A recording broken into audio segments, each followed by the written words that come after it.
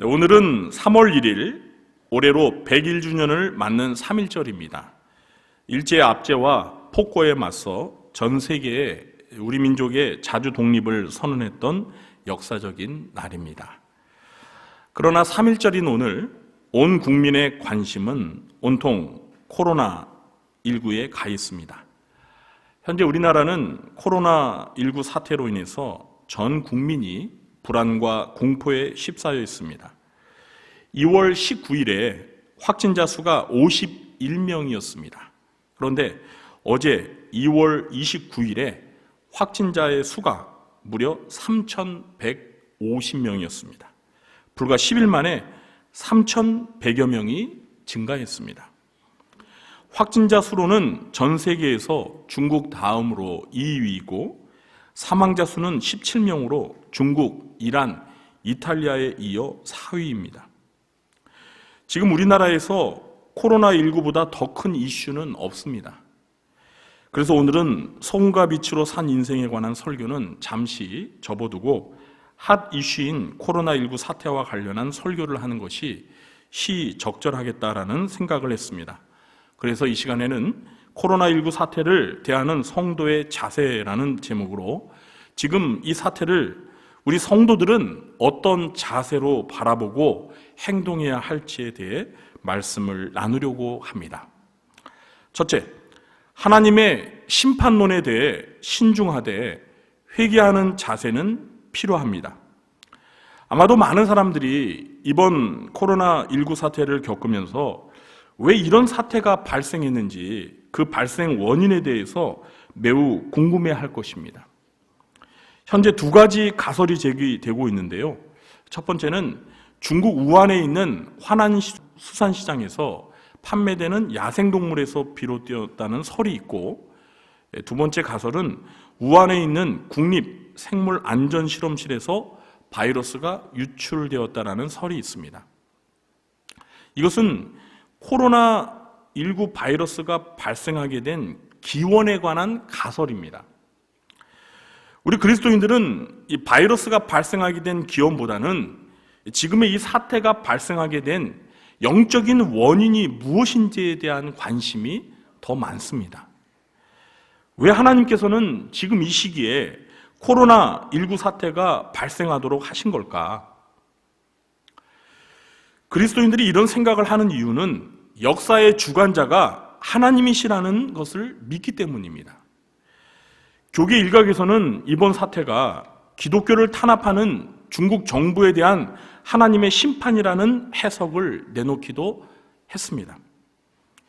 최근에 중국 공산당 정부는 중국 교회들의 십자가와 성경을 불태우고 신앙을 포기하라는 서류에 강제로 서명하도록 했고 중국 내 선교사들을 대거 추방했습니다.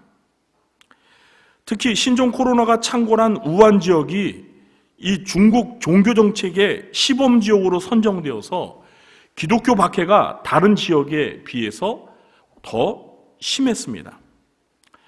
작년에 우한 지역에서만 48개의 지하 교회들이 강제로 폐쇄되었습니다. 이렇게 하나님의 심판론이 제기되는 이유는 성경에서 전염병은 하나님의 심판의 도구로 많이 사용되었기 때문입니다. 그런 예를 성경에서 몇 가지 들어보도록 하겠습니다. 민수기 14장 11절과 12절입니다. 여호와께서 모세에게 이르시되 이 백성이 어느 때까지 나를 멸시하겠느냐? 내가 그들 중에 많은 이적을 행하였으나 어느 때까지 나를 믿지 않겠느냐? 내가 전염병으로 그들을 쳐서 멸하고 내게 그들보다 크고 강한 나라를 이루게 하리라. 이 말씀은 이제 가나안 땅을 정탐하고 돌아온 정탐꾼들이 부정적인 보고를 하자 이스라엘 백성들이 모세와 아론과 여호와를 원망하자 여호와께서 모세에게 하신 말씀입니다. 내가 전염병으로 그들을 쳐서 멸하겠다. 그러니까 원망하는 이스라엘 백성들을 하나님께서 멸하시겠다는 거예요. 심판하시겠다는 겁니다. 다행히 이때 모세의 중보기도로 전염병 사건이 발생하지는 않았습니다. 그러나 이 하나님의 말씀을 통해서 하나님께서 전염병으로 심판을 할 수 있다는 사실을 가르쳐 주신 거죠. 다음은 역대상 21장 11절부터 14절 말씀입니다. 조금 길긴 하지만 제가 읽어볼 테니까 잘 들어보세요. 갓이 다윗에게 나아가 그에게 말하되 여호와의 말씀이 너는 마음대로 택하라. 혹 3년 기근이든지 혹 네가 석 달을 적군에게 패하여 적군의 칼에 쫓길 일이든지 혹 여호와의 칼 곧 전염병이 사흘 동안 이 땅에 유행하며 여호와의 천사가 이스라엘 온 지경을 멸할 일이든지 라고 하셨나니 내가 무슨 말로 나를 보내신 이에게 대답할지를 결정하소서 하니 다윗이 갓에게 이르되 내가 공경에 빠졌도다. 여호와께서는 긍휼이 심히 크시니 내가 그의 손에 빠지고 사람의 손에 빠지지 아니하기를 원하나이다 하는지라. 이에 여호와께서 이스라엘 백성에게 전염병을 내리심에 이스라엘 백성 중에서 죽은 자가 7만 명이었더라. 이 말씀은 다윗 왕이 이스라엘 군사의 수요를 파악하기 위해 인구 조사를 실시한 것에 대해서 여호와께서 내리신 벌로서 3일간 전염병으로 이스라엘 백성 가운데 7만 명이 죽은 사건입니다. 아니 인구 조사한 게 그렇게 잘못한 일인가 생각할 수 있는데요. 이거는 그냥 단순히 인구 조사를 실시했다는 것 때문에 하나님이 벌을 내리신 게 아니시고요. 다윗이 인구 조사를 통해 그 이스라엘 백성들 가운데 전쟁에 나갈 수 있는 그 군사들의 수가 얼마나 되는가 이걸 파악하면서 우리나라에 이렇게 군사가 많으니까 나라가 든든할 수 있다라는 이런 마음을 품은 것에 대해서 하나님께서 문제를 삼으신 거예요. 왜냐하면 이스라엘은 여호와 하나님이 함께 하심으로 나라를 지킬 수 있는 거지 이스라엘 군대가 나라를 지키는 것이 아닌데 다윗 왕이 지금 이걸 착각을 한 거예요. 그래서 하나님이 그걸 문제 삼으시고 이제 3가지 선택지를 주신 거죠. 3년 동안 이스라엘 땅에 기근 있는 벌을 받겠냐? 아니면 석 달 동안 네가 적군의 칼에 의해서 쫓김을 받아 도망 다니겠느냐? 아니면 3일 동안 이스라엘 땅에 내가 전염병을 내려서 그 전염병으로 인해서 사람들이 고난을 겪겠느냐? 이 3가지 중에 택하라는 거예요. 그런데 다윗이 참 고민이죠. 내가 공경에 빠졌다. 그러니까 내가 이 3가지 중에 어떤 걸 택해야 될지 참 난감하다. 그러나 하나님 긍휼이 많으시니까 내가 하나님의 손에 의해서 고난을 당하지 사람의 손에 의해서 고난을 당하기는 싫다. 이렇게 말했는데 그게 어쨌든 간접적으로는 좀 짧게 3년, 3개월, 3일 이 3가지 선택지 중에 가장 짧은 기간을 선택한 거예요. 그런데 3일 만에 7만 명이라는 이스라엘 백성들이 전염병으로 죽게 되었어요. 한 군데만 더 찾아보겠습니다. 예레미야 24장 10절입니다. 내가 칼과 기근과 전염병을 그들 가운데 보내 그들이 내가 그들과 그들의 조상들에게 준 땅에서 멸절하기까지 이르게 하리라 하시니라. 이것은 예레미야 선지자를 통해 여호와께서 남유다 백성들의 죄악을 심판하시겠다라는 말씀입니다. 여기에 구약시대에 여호와 하나님께서 죄를 심판하시는 도구로 사용하신 대표적인 3가지 재앙이 소개되고 있는데 그게 무엇이죠? 칼, 이건 전쟁을 상징하는 거예요. 그 다음에 기근, 그리고 마지막이 전염병이에요. 전쟁과 기근, 전염병, 이거는 구약시대에 하나님께서 죄를 심판하실 때 사용하셨던 심판의 도구 3종 세트입니다. 전쟁, 기근, 전염병. 오늘 본문인 역대하 7장 13절에도 전염병에 관한 말씀이 나옵니다. 이 외에도 구약 성경에 전염병으로 하나님께서 죄악을 심판하시겠다는 말씀은 매우 많습니다. 그러나 시간 관계상 이 정도로만 인용을 하겠습니다. 자, 그렇다면 전염병인 코로나19 사태를 과연 하나님의 심판으로 우리가 분명히 단정할 수 있을까요? 지금 이 코로나 사태가 하나님이 심판으로 내리신 재앙이라고 우리가 말할 수 있을까요? 어떤 목사님들은 확신을 가지고 하나님의 심판이다 라고 말씀하시는 분들도 계십니다. 또 그걸 언론에서 또 다루기도 했어요. 지금 교계에서는 이렇게 목회자들이 이 코로나 사태를 하나님이 내리신 심판이다 라고 설교한다, 그래가지고 그걸 또 기사화하기도 했습니다. 여러분의 생각은 어떻습니까? 개인적으로 여러분께서 저에게 의견을 물으신다면 저는 어떤 입장이냐면 신중론이에요. 신중하자는 입장입니다. 다시 말해서 하나님의 심판일 수도 있고 아닐 수도 있다라는 겁니다. 야, 그냥 요리조리 피해 가시네. 어려운 질문이니까. 그게 아니에요, 여러분. 제가 피해 가려고 그러는 게 아닙니다. 좀 더 정확히 표현한다면 심판의 성격도 포함하지만 그렇지 않은 다른 측면들도 있을 수 있다라는 겁니다. 제가 이 코로나 사태를 전적으로 하나님의 심판으로 단정하는 시각에 대해 신중하게 생각하는 두 가지 이유가 있습니다. 그 이유를 말씀드리겠습니다. 첫 번째 이유는 기독교를 탄압하는 중국과 중국 정부에 대한 하나님의 심판이라면 이 재앙이 중국에 국한되어야 합니다. 그러나 지금 코로나 사태는 중국을 벗어나 세계 56개 국가에서 발생하고 있는 전 세계적인 재앙이라는 것입니다. 코로나 사태가 만일 하나님의 심판이라면 하나님은 지금 중국만 심판하는 것이 아니라 전 세계를 심판하고 계신다라고 말해야 합니다. 제 말이 이해가 되세요? 두 번째 이유는 심판이라면 죄를 지은 사람에 대하여 벌을 내려야 하는데 지금 이 코로나 사태는 누구나 희생이 될 수 있다는 사실입니다. 이것이 애초 중국 내에 있는 교회들을 탄압하는 중국 공산당 정부의 죄에 대한 하나님의 심판이라면 중국의 시진핑이나 중국에서 기독교를 박해하는 사람들이 코로나에 걸려서 죽어야 하는 게 맞지 않습니까? 그러나 이번 코로나19 사태는 중국 우한에서 핍박을 받았던 기독교인들도 감염이 되었고 그들도 죽었습니다. 우리나라만 보더라도 하나님을 믿지 않던 상관없이 누구나 바이러스에 감염될 수 있고 죽을 수도 있습니다.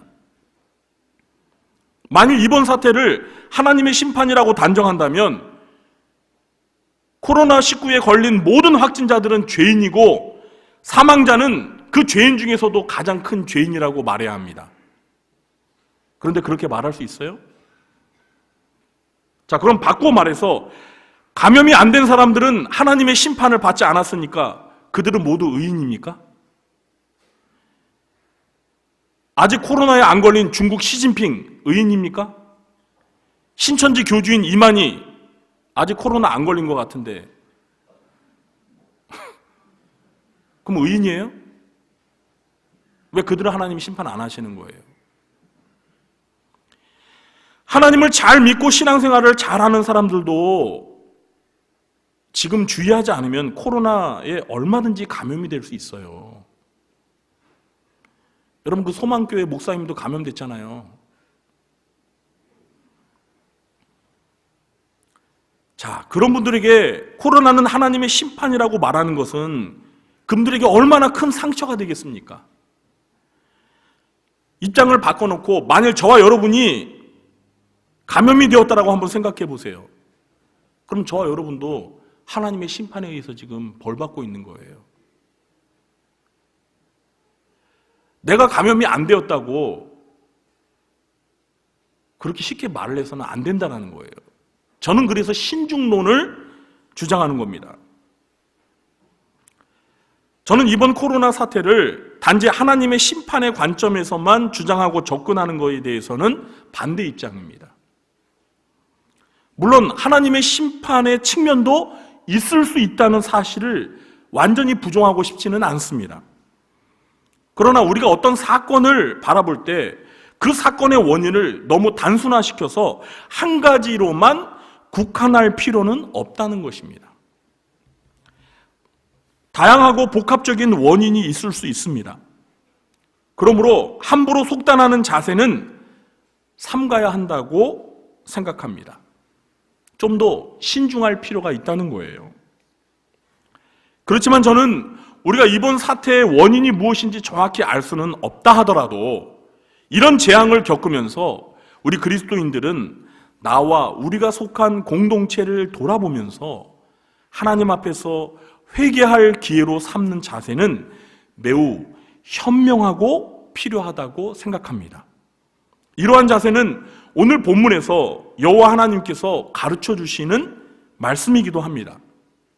오늘 본문이 포함된 역대하 7장의 배경은 솔로몬 왕이 여호와 하나님을 위해 예루살렘 성전을 완공한 후에 낙성식을 7일 동안 마쳤을 때 그날 밤에 여호와께서 나타나셔서 솔로몬의 기도에 축복으로 응답하시는 내용입니다.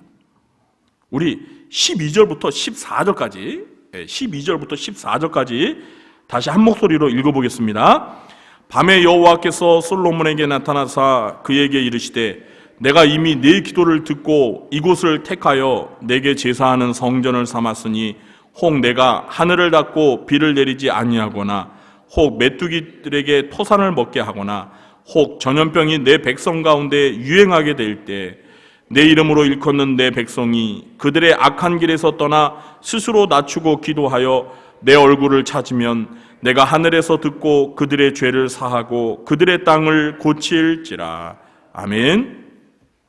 여호와 하나님께서는 이스라엘 땅에 가뭄과 해충과 전염병이 유행할 때 하나님의 백성들이 악한 길에서 떠나 겸손한 자세로 기도하며 하나님을 찾으면 그 기도를 듣고 죄를 용서해 주시고 땅도 고쳐주시겠다라고 약속하십니다.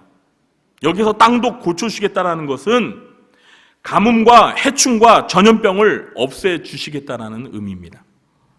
저는 이 말씀을 오늘 지금의 현실에 적용할 수 있다고 생각합니다. 지금처럼 전염병이 유행할 때 하나님을 믿는 우리 그리스도인들이 해야 하고 우리 그리스도인들만이 할 수 있는 일은 하나님께서 오늘 본문에서 말씀하신 것처럼 우리가 죄된 삶에서 돌이켜 회개하고 겸손한 자세로 하나님 앞에 기도하는 것입니다. 사랑하는 성도 여러분, 오늘 본문에서 하나님께서 알려주신 이 회개와 겸손과 기도하는 자세는 전염병뿐만 아니라 우리 인생의 모든 문제를 해결하는 열쇠라는 사실을 꼭 기억하시기 바랍니다. 침 튀기니까 말로 하지 마시고요. 마음속으로 말해보겠습니다. 회개와 겸손과 기도는 우리 인생의 문제를 해결하는 열쇠다. 자, 이번 코로나19 사태를 겪으면서 저와 여러분은 이 사태의 원인에 대해서 속단하기보다는 신중한 자세로 하나님 앞에서 회개하며 겸손히 기도하면서 하나님의 은혜와 도우심으로 지금의 위기를 슬기롭게 극복해 나가시기를 주님의 이름으로 축원합니다. 둘째, 치료와 확산 방지를 위해 수고하는 이들에게 감사하며 적극 협력해야 합니다. 우리가 코로나19 사태 해결을 위해서 하나님 앞에서 회개하며 기도하는 자세도 필요하지만 삶 가운데 적극적으로 실천해야 할 것들이 있습니다. 먼저 확진자 치료와 확산 방지를 위해 힘쓰는 정부와 지자체, 그리고 누구보다 의료진들의 수고에 감사하고 격려하는 자세를 가졌으면 좋겠습니다. 저는 나라가 국난에 처했을 때는 더 잘하라고 비판과 질책도 필요하지만 그것보다는 먼저 힘쓰고 수고한 것에 대해서 칭찬해주고 격려하고 감사하는 자세가 필요하다고 생각합니다. 근데 지금 정치인들 보면은요, 너무 그냥 여당을 대통령을 공격만 하고 막 비판만 하는데 자기들은 책임 없어요? 이러한 때에는 물론 건설적인 비판 제한 필요합니다. 그걸 안 하라는 건 아니에요. 정부가 정말 심각하게 잘못하는 거에 대해서는 야당이 비판을 해야죠. 그러나 노력하고 있잖아요. 그러면 일단 잘한 것에 대해서는 칭찬하고 우리 함께 초당적인 차원에서 나라가 위기에 처했으니까 우리도 어떻게든 적극 돕겠습니다. 의논해야죠. 그게 멋진 거 아니에요? 저는 좀 답답해요. 제가 뭐 한쪽 편만 들려고 하는 건 아니에요. 그러니까 목사로서 지금의 이런 걸 보면서 참 정치인들이, 위정자들이 참 문제를 풀어가는 지혜가 부족하구나, 이런 생각을 하게 됩니다. 고린도후서 1장 4절에 우리의 모든 환난 중에서 우리를 위로하사 우리로 하여금 하나님께 받는 위로로서 모든 환난 중에 있는 자들을 능히 위로하게 하시는 이시로다. 이게 뭐예요? 쉽게 얘기하면 하나님은 환난 중에 있는 자들을 위로하시는 하나님이라는 거예요. 그래서 우리 그리스도인들도 환난 가운데 있을 때 서로 위로하자는 겁니다. 그리고 모든 국민들이 마음을 모아 하나가 되어서 코로나 확산 방지를 위해 적극 협력해야 합니다. 특히 우리 기독교인들은 나라가 위기에 처했을 때 위기를 극복하기 위해 더 앞장서서 협력해야 합니다. 오늘이 무슨 절이죠? 네, 3.1절입니다. 여러분 다 아시겠지만 3.1운동 당시에 민족 대표 33명 가운데 기독교인들의 숫자가 몇 명이었어요? 16명이었습니다. 절반이 기독교인이었어요. 절반이. 이게 뭘 말하는 겁니까?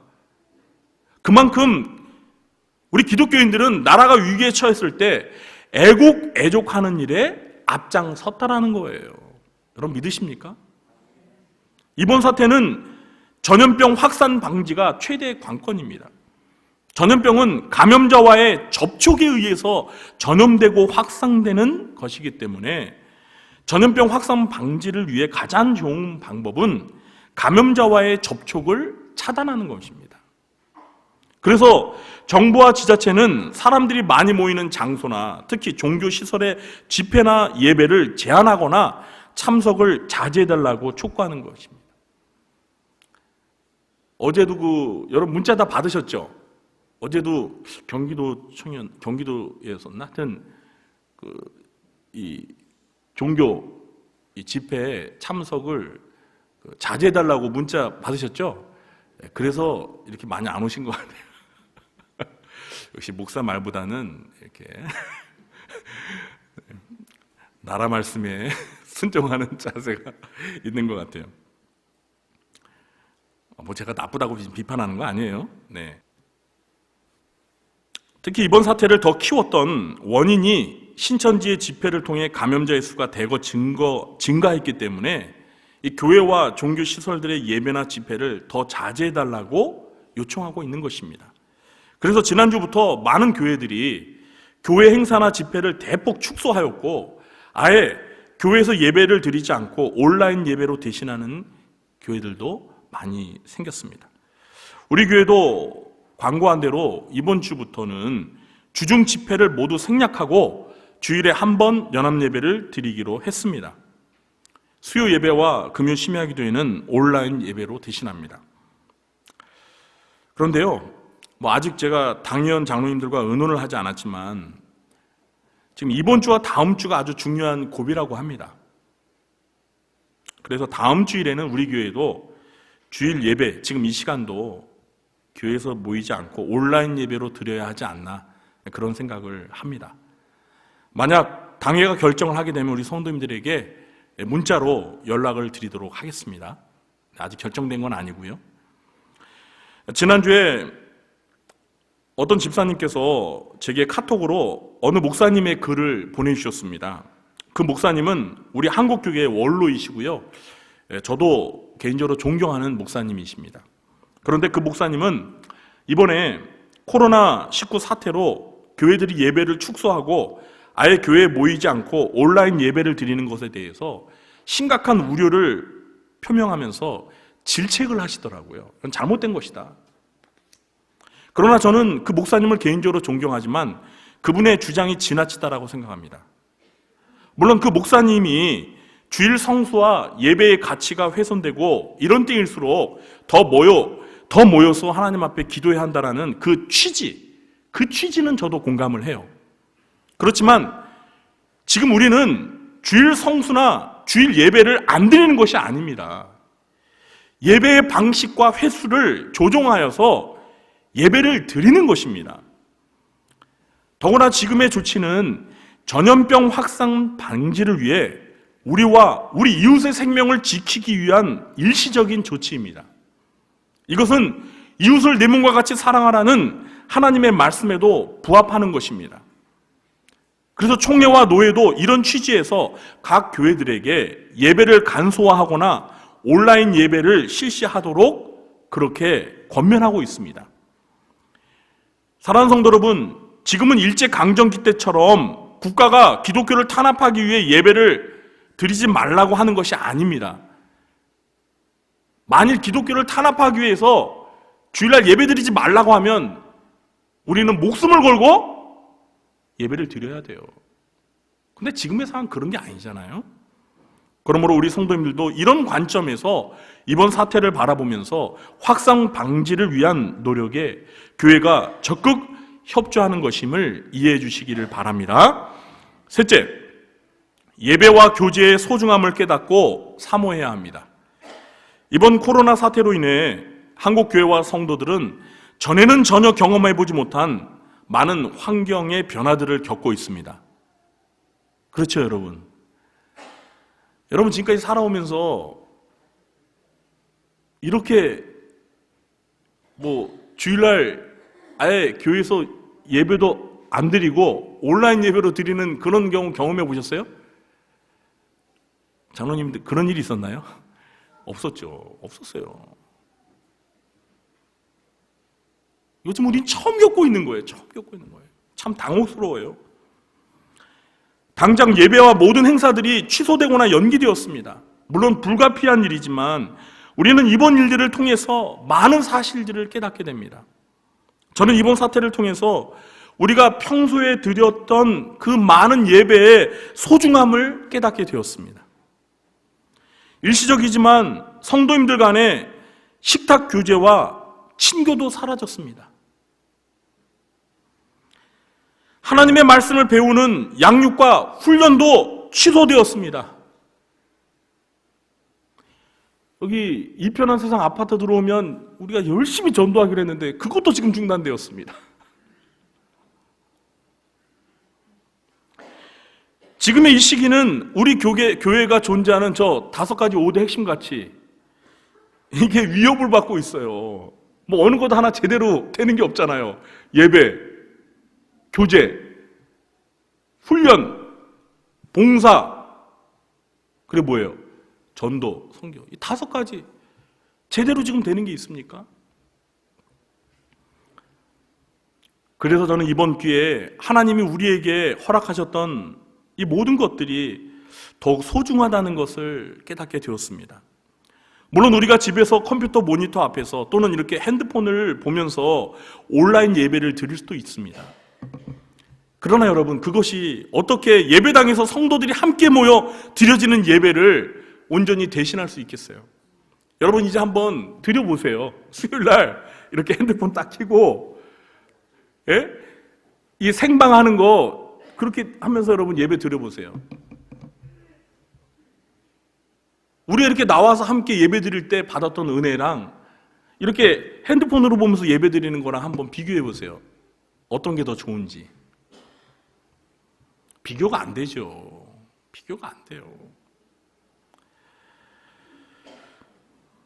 사랑하는 성도 여러분, 우리 모두 이번 기회를 통해 그동안 우리가 좋은 환경 속에서 마음껏 예배를 드릴 수 있었던 것에 대해서 감사하시기 바랍니다. 성도들이 함께 만나 식탁 교제하며 사랑의 교제를 함께 나눴던 것에 감사하시기 바랍니다. 저는 솔직히 목사로서 이번 코로나 사태로 우리 성도님들이 많이 교회를 못 오시는 것을 보면서 참 마음이 아팠습니다. 제가 지난주에 이제 이렇게 기도하고 예배 인도하려고 딱 섰는데요. 빈자리가 곳곳에 있는 거 보고 얼마나 제가 마음이 막 그냥 가라앉더라고요. 야, 이게 지금 현실이구나. 그 제가 예배 마친 다음에 우리 교회만 이렇게 성도님들이 많이 안 왔나? 이게 걱정이 돼가지고. 근데 어떤 목사님이 이제 전화를 주셨어요. 그래서 제일 먼저 그걸 서로 이렇게 물어봤죠. 목사님, 오늘 목사님 교회도 성도님들 많이 안 오셨지? 네, 목사님, 저도 그래요. 목사님 교회 들어오니까 그렇대요. 절반 정도가 안 왔대. 나중에도 목사님 만나보니까 다 그래요. 지난주서부터 성도님들이 대폭 줄였어요. 오늘도 지난주랑 거의 비슷하게 나오셨는데,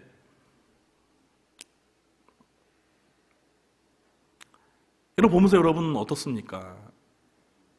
우리가 함께 이렇게 가득 채워서 하나님 앞에 뜨겁게 찬양하고 간절하게 기도하고 말씀드리며 예배드릴 때가 너무 감사하지 않아요? 너무 소중하지 않습니까? 제 말에 공감되시면 크게, 하여튼 작게 아멘 하시기 바랍니다. 네, 또 침특이니까 너무 또.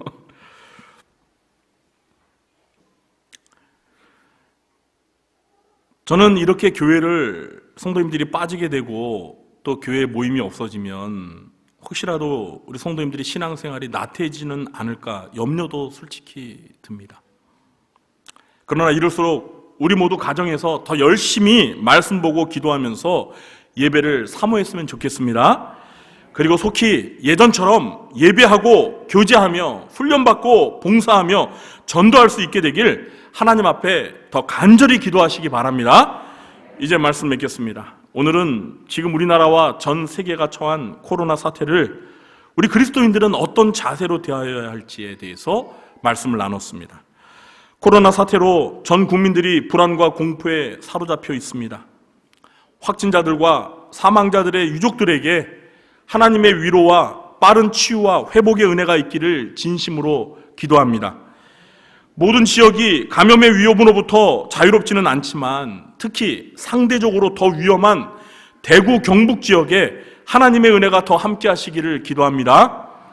그리고 중국에 있는 교회들과 성도들을 위해서도 기도합니다.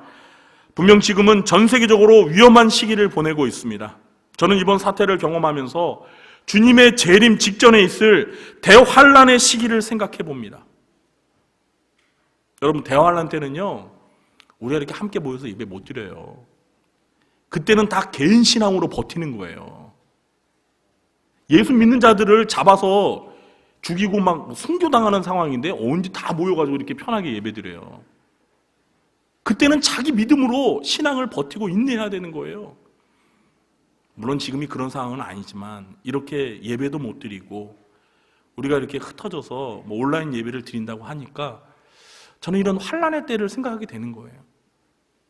그때도 내가 그런 상황이 되면 예전과 같이 예배도 마음껏 드리지 못하고 교제도 못 나누고 훈련도 못 받고 전도도 못하고 이런 환란의 때가 되면 어떻게 내 믿음을 지탱해 갈까, 이런 생각을 해봤어요. 우리 성도님들도 지금의 이 시기를 보내면서 장차 다가올 대환란의 때를 미리 우리가 연습한다, 리허설을 한다, 이렇게 생각하시기 바랍니다. 이번 기회를 통해 많은 사람들의 신앙이 회복되고 하나님께로 돌아오는 전화위복의 기회가 되기를 기도하시기 바랍니다. 우리 모두 이런 위기 가운데서도 우리와 함께 하시는 하나님을 신뢰하며 성도답게 담대하게 지금의 위기를 잘 대처하여 이겨내시길 주님의 이름으로 축원합니다.